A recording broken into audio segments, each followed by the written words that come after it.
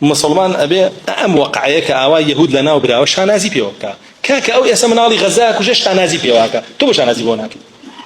سعد كوري معاذ بان كان حكم يعني بقى يهودي شكو ابونا تولى سر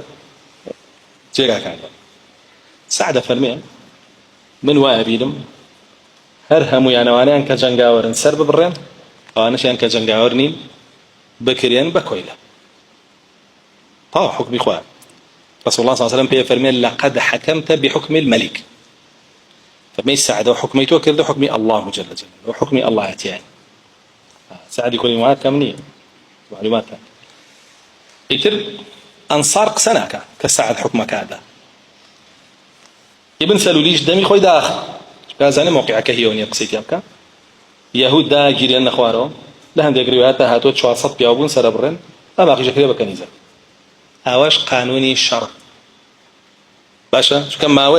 ماوي يهوديه كان ناو خومن بو يهوديه انا اغريا يهوديه كان ناو خومن شيون يعني بو يهوديه انا او ظلم بو واي كردو في خمر صلى الله عليه وسلم او يهودياني كردو يهودين او خومن هبو بهولوكوستي ناو رسول الله شبهان بهتلر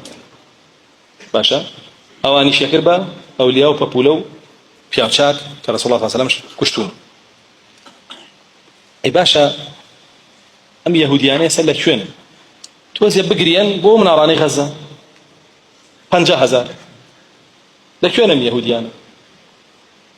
بزمانه شون كان اساسا وخبيث ودجمني اسلاما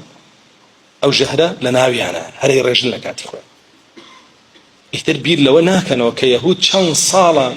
هزاران صدان هزاري كشتوا ولا فلسطينية كان لبها لا مسلمان والتواني شان هذا مسلمان خبوا معلومات عن زورق لزوية كاني سوريا بيخوي زين زورق لزوية كاني أردن بيخوي زين زورق لزوية كاني لبنان بيخوي زين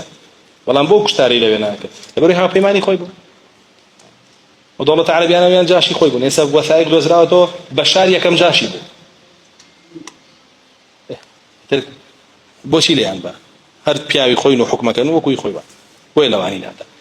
واوانا الشيعة ونازان علماني واوانا بو يقينوا بالسريع بس بو مسلماناني فلسطين ده سينا باراس شان صالة شان حبي كدو ده سريع وبها مش يولي كشتون هما وي حفتا صالة ويا مسلمان ابي ام وقعيك اوا يهود لنا وبرا وشانازي بيوكا كاك او يسمنالي غزاك وجش شانازي بيوكا تو شانازي بوناك وشانازي بيوناك حتى زي شهامة تيابك على ولا شانازي بيوكم حكم ملكة